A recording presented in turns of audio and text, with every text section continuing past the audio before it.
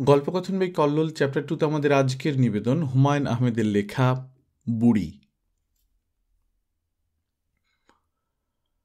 রাত দুপুরে কোঁ কোঁ পোঁ পোঁ শব্দ। সবে শুয়েছি, ঘুমে চোখ জড়িয়ে এসেছে। বিচিত্র শব্দে উঠে বসলাম। ব্যাপারটা কি? আমেরিকায় নতুন এসেছি, এদের কাণ্ড কারখানার সঙ্গে এখনো তেমন পরিচয় হয়নি। ক্ষণে ক্ষণে চমকে উঠতে হয়। এখন যেখানে আছি তার আমেরিকার নাম রুমিং হাউস। পায়রার খোপের মতো ছোট্ট একটা ঘর, সেই ঘরে সোফা কাম বেড, পড়ার টেবিল, টেবিলের পাশে একটা FM রেডিও। এই হলো আমার ঘরের সাজসজ্জা। ভাড়া $50, জলের দাম বলা চলে। আমেরিকান এক দম্পতি তাদের বসতবাড়ির দোতলার সব কটা ঘর ভাড়া দিয়ে দিয়েছেন। দরিদ্র বিদেশি ছাত্ররা এইসব ঘরে থাকে। কমন বাথরুম, রান্নাঘর নেই, খেতে হয় বাইরে, সিগারেট খাওয়া যায় না। ল্যান্ডলেডি ঘর ভাড়া দেওয়ার সময় কঠিন গলায় এই তথ্য জানিয়ে দিয়েছেন। উঁচু ভলিউমের স্টেরিও শোনা নিষিদ্ধ, নানা বায়নাক্কা। তবু এখানে উঠে এসেছি কারণ সস্তা ঘর ভাড়া। তাছাড়া জায়গাটা ইউনিভার্সিটির খুব কাছে, ওয়াকিং ডিস্টেন্স। নর্থ ড্যাকোটার এই প্রচণ্ড শীতে দূর থেকে ক্লাস করতে আসা সম্ভব নয়। একটা গাড়ি কিনে নেব, সেও দুরাশা। দুপুরে ইউনিভার্সিটি মেমোরিয়াল ইউনিয়নে খেয়ে নিই। সন্ধ্যায় যখন ঘরে ফিরি, সঙ্গে থাকে একটা হ্যামবার্গার। ওই খেয়ে রাত পার করি। রুমিং হাউসে উঠে এসেছি 15 দিন হলো। কারো সঙ্গে তেমন পরিচয় হয়নি। আমার পাশের রুমে আছে ভারতীয় ছাত্র অনন্ত নাগ। সে আমাকে দেখলেই আবে ইয়ার বলে একটা চিৎকার দিয়ে নিজের ঘরে ঢুকে পড়ে। কথাবার্তা এই পর্যন্তই। কোনার দিকের ঘরে থাকে কোরিয়ান ছাত্র হান। সে ইংরেজি একেবারেই জানে না। আমাকে একদিন এসে বলল, হেড পেই মার্ডার মার্ডার। অনেকক্ষণ পরে বুঝলাম সে বলার চেষ্টা করছে মাথার যন্ত্রণায় মারা যাচ্ছি। তার সঙ্গে ভাষার কারণেই ভাব হবার কথা নয়। আমার ঠিক মুখোমুখি ঘরে থাকে ফিলিপিনো মেয়ে তোহা। 23-24 বছর বয়স, অত্যন্ত রূপবতী। এই মেয়েটির ভাবভঙ্গি বিচিত্র। সে কারো সঙ্গে কথা বলে না, প্রায় গভীর রাতে ফুঁপিয়ে কাঁদে। পঞ্চম বোর্ডার এক আমেরিকান বুড়ি, নাম এলিজাবেথ। শুরুতে আমাকে সাবধানে করে দেওয়া হয়েছিল আমেরিকান বুড়িদের কাছ থেকে যেন শত হস্ত দূরে থাকি। আমেরিকান সমাজে বুড়ো বুড়ির কোনো স্থান নেই। তারা খুবই নিঃসঙ্গ। কাজেই কথা বলার মতো কাউকে পেলে বুড়ো বুড়িরা তাদের জীবন অতিষ্ঠ করে দেয়। অনন্ত নাগ আমাকে বলে দিয়েছে, এই বুড়িকে পাত্তা দেবে না। পাত্তা দিয়েছ কি মরেছ। সিন্দাবাদের ভূতের মতো কাঁধে চেপে বসবে, আর নামাতে পারবে না। বুড়ি কয়েকবারই আমার সঙ্গে কথা বলার চেষ্টা করেছে। আমি অনন্ত নাগের উপদেশ মনে রেখে শুকনো গলায় বলেছি, এখন তো কথা বলতে পারবো না, পড়াশোনা করছি। বুড়ি সঙ্গে সঙ্গে বলেছে, আচ্ছা আচ্ছা, পরে কথা হবে। এক জাহাজের যাত্রী দেখাতে হবে, হ্যাঁ? বরং এক কাজ করো, তোমার লেখাপড়ার চাপ যখন কম থাকবে আমার ঘরে চলে এসো, গল্প করব। আমি এখনো তার ঘরে যাইনি, যাবার উৎসাহ বোধ করিনি। এখন এই মধ্যরাতে বিছানায় জেগে বসে আছি, শুনছি বিচিত্র কোঁ কোঁ শব্দ। মেজাজ খুব খারাপ হয়ে গেল। পরদিন ভোরে মিড টার্ম পরীক্ষা, ভালো ঘুম দরকার। এ কি যন্ত্রণা! শব্দের উৎসের সন্ধানে দরজা খুলে বাইরে বের হলাম। দেখা হলো অনন্ত নাগের সঙ্গে। সেও বিরক্ত মুখে বের হয়েছে। আমি বললাম, কিসের শব্দ? অনন্ত শুকনো গলায় বলল, ব্যাকপাইপ। ব্যাকপাইপটা কি? এক ধরনের বাদ্যযন্ত্র, আইরিশরা বাজায়। ফুসফুসের মারাত্মক জোর লাগে। কে বাজাচ্ছে? এলিজাবেথ। কি যন্ত্রণা বলো তো দেখি। তুমি কি বুড়িকে বলে আসবে? এখন মিডনাইট। বুড়ির কোনো রাইট নেই মিডনাইটে আমাদের বিরক্ত করার। আমি এলিজাবেথের ঘরের দিকে এগুলাম। দরজা হাট করে খোলা। বুড়ি বিছানায় পা তুলে ব্যাগপাইপ নিয়ে বসে আছে। এই বাদ্যযন্ত্রটি বাজাতে ফুসফুসের প্রচণ্ড জোর লাগার কথা। ৮০ বছরের বুড়ি এই জোর কোথায় পেল কে জানে। আমাকে দেখেই বুড়ি হাসি মুখে উঠে এলো। আহমেদ, ওয়েলকাম। প্রথমে অভদ্র হওয়া যায় না। আমি বললাম, কেমন আছো? ভালো, খুব ভালো। গ্যারেজ সেল থেকে একটা ব্যাগপাইপ কিনে ফেললাম, একেবারে ব্র্যান্ড নিউ। মাত্র $20 দিয়ে দিল। চমৎকার না জিনিসটা? হ্যাঁ, চমৎকার। অনেকদিন থেকেই শখ ছিল একটা বাদ্যযন্ত্র বাজানো শিখব, তাই। ব্যাগপাইপ বাজানো তো খুব কঠিন শুনেছি। ফুসফুসের অনেক জোর লাগে। তা লাগে, প্রথমে বাতাস ভরাটাই কষ্ট। একবার ভরা হয়ে গেলে মোটামুটি সহজই বলা চলে। তুমি বসো না, দাঁড়িয়েছ কেন? আমি অন্য দিন এসে বসবো। কাল আমার একটা পরীক্ষা, মিড টার্ম। আমার ঘুম দরকার।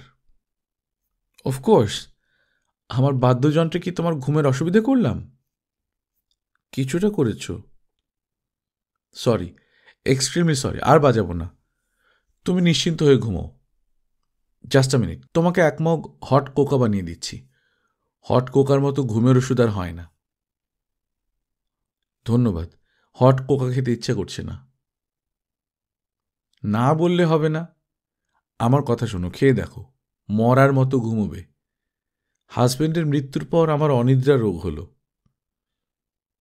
সারা রাত জেগে থাকি, ঘুম আসে না। তখন এই ওষুধটা আবিষ্কার করলাম। আমি লক্ষ্য করলাম কথা বলতে বলতে বুড়ি হিটিং কয়েল দিয়ে পানি গরম করে ফেলেছে। কোকা প্রস্তুত। আমাকে খেতে হলো। খেতে খেতে বুড়ির গল্প শুনতে হলো। তার 4 ছেলে মেয়ে, এক একজন এক এক জায়গায়। গত 10 বছর ধরে কারোর সঙ্গে দেখা নেই, তবে যোগাযোগ আছে। ওরা চিঠি লেখে, ছবি পাঠায়। আহমেদ, তুমি আমার নাতি নাতনিদের ছবি দেখবে? আজ থাক, অন্য একদিন দেখব। আচ্ছা থাক, তুমি আরাম করে ঘুমাও।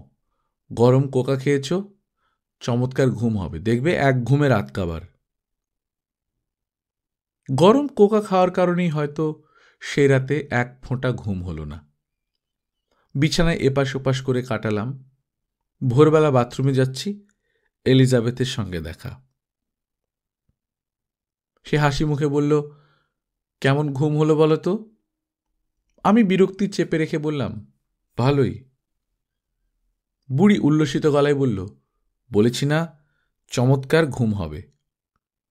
কি কথা ঠিক হলো? রুমিং হাউসের বুড়ি আমাদের খুব বিরক্ত করতে লাগল। জানা গেল সে ডাকযোগে ব্যাগপাইপ বাজানো শিখছে। ডাকযোগে বাইবেল শেখা যায় শুনেছি, কিন্তু বাদ্যযন্ত্র বাজানো যে শেখা যায় তা জানতাম না। এই বিচিত্র দেশে সবই সম্ভব। কিছুদিন পরপরই মাঝরাতে কোঁ কোঁ পোঁ পো আওয়াজ হতে থাকে। তিক্ত বিরক্ত অবস্থা। একদিন অনন্ত নাগ খুব চিৎকার চেঁচামেচি করে এলো, তুমি বাজনা শিখছো ভালো কথা, দুপুর রাতে কেন? দিনে শিখতে পারো না? দিনে আমরা কেউ থাকি না, ঘর থাকে ফাঁকা। দিনে আমার নানা রকম কাজকর্ম থাকে। তোমার আবার কিসের কাজকর্ম? তুমি ঘুরে ঘুরে বেড়াও। এটাই তো আমার কাজ। খুব ভালো কথা। রাতে যখন ওই যন্ত্রটা বাজাবে দরজাটা বন্ধ করে রাখতে পারো না তাহলে? এই বাদ্যযন্ত্র ফাঁকা জায়গায় বাজাতে হয়, ইনস্ট্রাকশনে লেখা আছে। বিশ্বাস না করলে পড়ে দেখতে পারো। তোমার নামে বাড়িওয়ালার কাছে আমরা নালিশ করব। করতে চাইলে করো, তাতে লাভ হবে না। বাড়িওয়ালার সঙ্গে আমার যে লিজ এগ্রিমেন্ট হয়েছে সেখানে লেখা নেই যে ব্যাগপাইপ বাজানো যাবে না। তুমি অতি নিম্ন শ্রেণীর একটি প্রাণী। ছি ছি, এমন কথা বলবে না। আচ্ছা যাওয়ার বাজাবো না। কয়েকদিন সত্যি বাজনা বন্ধ থাকে, আবার শুরু হয়। রাগে দাঁত কিড়মিড় করি, কিন্তু বুড়ি সদা হাস্যময়ী। দেখা হলেই একগাদা কথা বলবে। আমার নাতনি অ্যানির দাঁত উঠেছে, ছবি পাঠিয়েছে, দেখবে? কি যে সুন্দর, এঞ্জেলের মতো লাগে। আমার মনে হয় পৃথিবীতে ওর মতো সুন্দর বাচ্চা আর জন্মায়নি। সামারে দেখতে যাব। ছেলেকে লিখেছে টিকিট পাঠাতে। টিকিট না পাঠালে যেতে পারবো না। ও লিখেছে পাঠাবে।